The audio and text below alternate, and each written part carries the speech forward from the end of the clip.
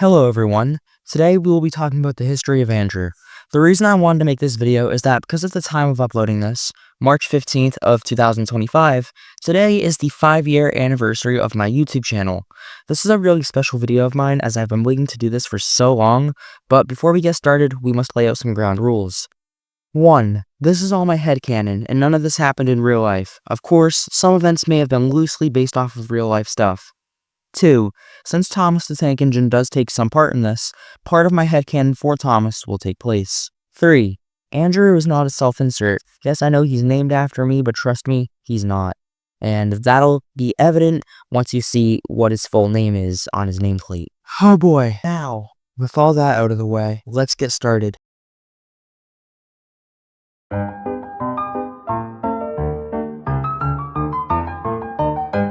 Andrew was built in January of 1922 as the prototype designed to Sir Nigel Gresley's A1 class. He would have costed 7,944 Great British Pounds, which in today's money would have been $576,868.75. He and his brother Gordon, who was finished a few months before him, stayed on the railway until in April when the first member of the official A1 class, Great Northern, was completed. After they were both told they were no longer needed on the line, they were both put up for auction. Gordon was sold to the North Western Railway, and he would take his leave 3 days after, while Andrew was sold to the newly formed Southeastern Railway and would leave a day after Gordon. Upon arrival, Andrew would have been painted into the Southeastern's colors of yellow and red. Andrew was immediately put into service and would have pulled the Southeastern Sprinter up and down the line. Andrew would do this for 6 years until in 1928 he would receive a newly made corridor tender, which would allow for a gangway connection from his cab into the coaches that were behind him. It was around this time that since he got the newer and bigger tender, this would allow for him to go travel longer distances. And so, the Southeastern Railway would gain running rights from the Southern Railway to their Victoria Station in London. In 1931, a prototype Princess Royal from the London, Midland and Scottish Railway would be purchased by the LNER to help Andrew with his express runs due to the increase in workload. Andrew was thankful for her help and she stayed, handling the night services of the Sprinter. In 1935, Andrew was at Old Oak Common, aka the yard where Andrew turns around to pull the return journey of the Southeastern Sprinter, where the engine that was going to pull the Flying Scotsman Express service derailed, and the LNER was interested in having Andrew go up north. He was ecstatic, but tired. Andrew returned from Scotland a few days later, much to his delight.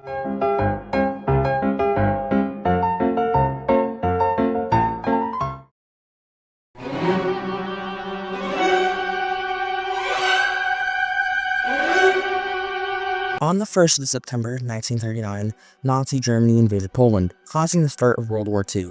Neville Chamberlain gave his infamous speech, and yada yada yada, we all know what happens after that.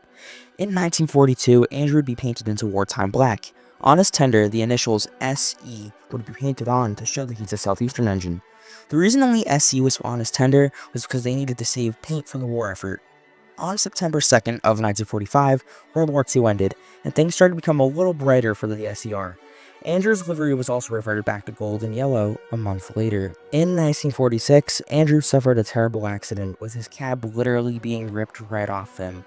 There were plans for Andrew to be converted into an A3, but these were never followed through, and from this moment in the present day, Andrew still remains an A1. But alas, Andrew was repaired, and every other express engine on the line did his work for him.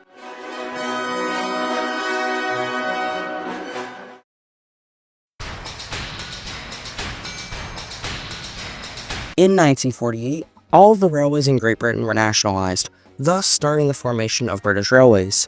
Andrew and a few of the other engines on the newly formed southeastern region of BR had British Railways plastered on their tenders due to the government-controlled company having no corporate logo yet. Eventually, a logo inspired by the British Transport Commissions was made. The logo was dubbed Cycling Lion, or Lion on Wheel. It was also this year that Andrew would be painted into BR Express Passenger Blue, making him look like a certain other A1 Pacific. I can't remember his name. Anyways, Andrew would rock this livery until 1952, when he was painted into BR Brunswick Green, making him kinda look like Flying Scotsman. This is what Andrew looked like for 16 years. In 1967, Andrew was sent to Sodor to meet up with his brothers Gordon and Flying Scotsman, due to Gordon feeling depressed about the fate of the rest of his siblings. He returned to the SER a month later. In 1968, and before I continue on, if you're a UK rail fan, you know exactly what I'm about to say next, so here we go. This year, steam was officially retired, with all steam engines either being preserved or scrapped. Due to the Southeastern's main line being extremely scenic and making BR a ton of money, the SER and NWR main lines were kept open with two conditions. All engines were to receive the British Rail double aero livery, and most of the tender engines were to require an auxiliary tender. An auxiliary tender is used on steam engines to carry more water for longer journeys. Think Flying Scotsman and most Union Pacific steam engines. Anyways, Andrew received this new livery and new tender. His tops number was painted onto his cab side and second tender, and the double arrow was painted onto his coal tender. Andrew liked this until in 1975 when both the NWR and SER split from British Railways. This marked the end of being owned by the government, and Andrew is now a free engine.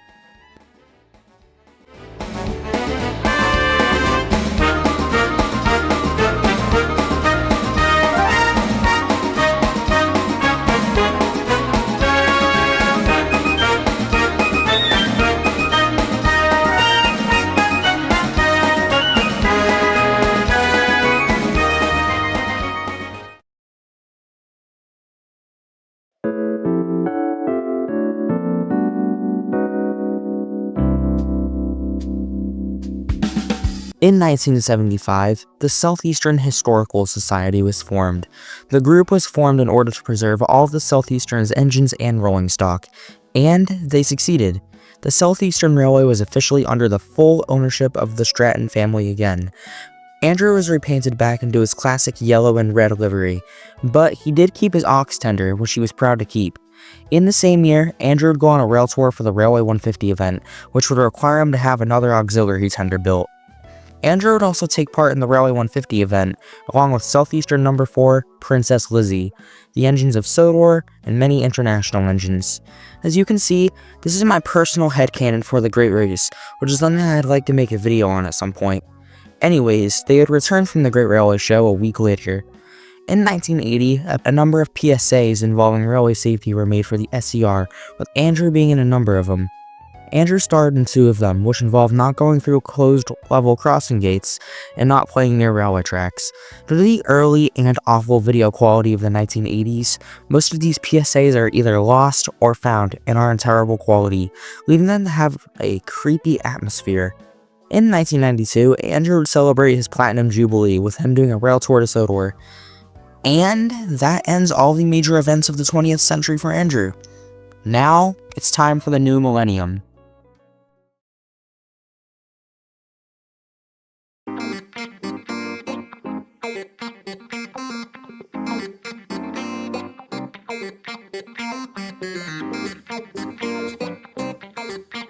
In 2004, Andrew and Gordon would go to Railfest 2004 to meet up with Flying Scotsman. Little did they both knew this would be the last time they would see him for 12 years. The 2 engines would return from Railfest a day later. In 2008, Andrew would pull a special excursion to Sodor with Lizzie in tow. The 2 would stay there for 1 month. Nothing really special has happened to Andrew in the 21st century, so let's skip ahead 10 years. In September of 2018, it would be announced that Andrew and Lizzie would both go on a 2-year-long tour from the United States, from Boston, Massachusetts to Canada. It was to recreate Flying Scotsman's ill-fated USA tour back in 1969. P.S. If you want to hear more about that story, then I recommend this book I found on Amazon. It's really good. It has exclusive pictures and stories that happened aboard the engine. Anyway, sorry for the tangent. Andrew and Eliza would be pulled out of service in December to prepare for the tour. HSTs would do their work for them while they were away. They are both fitted with a bell, a chime steam whistle, a cow catcher, American and Canadian flags in the front of them, and they'd both bring 2 auxiliary tenders along for the journey. Along with these mods, Andrew would be carrying his iconic LNER cream and brown coronation coaches with them. They are loaded onto their ship in Boxing Day 2018, and they had not set their wheels on the United Kingdom for 2 years. On the journey, there would be harsh waves and winds, and many thunderstorms, but it was worth it. The 2 returned in 2021. Quick side note, I'll probably make a separate video on this in the future. I don't know when though. In January 2022, Andrew turned 100, and with him turning 100, he had his centenary. He also announced his retirement from Express service. Andrew lives a very quiet life now, pulling goods and passengers up the main line. In 2023, Andrew was taking a goods train when a container train crashed into his consist due to automatic signal showing a green light. No one was hurt, but Andrew did have to go to the works to get looked over. And that is the complete history of Andrew from 1922 to present day. Now, let's look at his basis, appearance, and personality.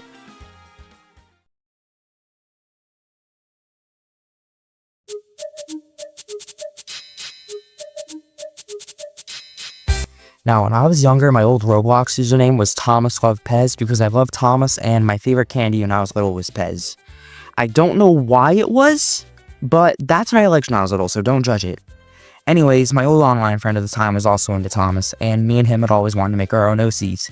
So we made ours. He was named Thomas Love. How original. He was an E2 OC with green paint splashed all over him. Then my other friend was into reskinning Coolbean's railway models, I don't know why. And when he asked me if I wanted an engine made, I thought it was about time I asked for a new engine. What's on screen right now is Andrew's OG livery, which was a pale yellow and dark blue lining, as those were the first two colors that I have thought of at the top of my head. He was originally going to have a Donald/Douglas face, but that didn't last very long.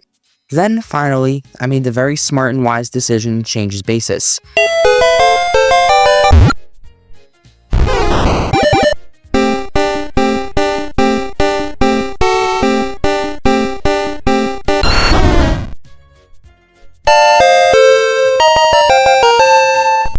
It was changed to just be a standard Gordon body shell, but he still sported the Donald and Douglas face.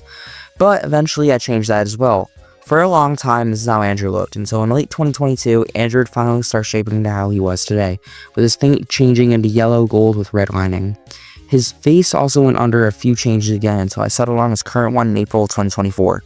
In June, I made the wise decision to give Andrew his iconic dipped running board akin to the normal E3s. He also gained a corridor tender around this time. And that was the story of how I created Andrew. As you can see, he went through a lot of different changes.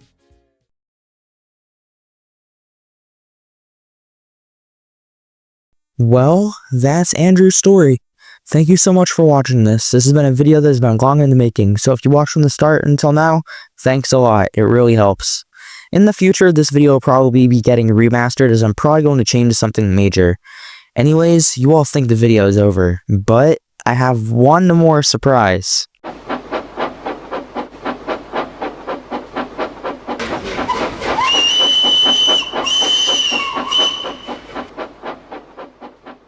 Yep, Andrew's stories are now coming to life. In June of this year, expect to see the first book in the Tales of the Southeastern Railway series. I'll be making a video discussing the book in further detail on June 1st. The first week of April will have the first episode of the History of the Southeastern Railway series. I'm hoping for it to be uploaded April 1st, but I don't want to rush the video, so expect it the first week of April.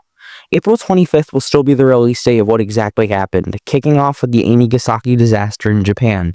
June 13th will likely have the first episode of Andrew's Railway released, and the plan for that series will be one episode every other week. June 15th will feature the mid-year update, and yeah, that's pretty much everything coming in 2025. Thank you so much for watching, I love you all, and I'll see you all in the next one, so peace.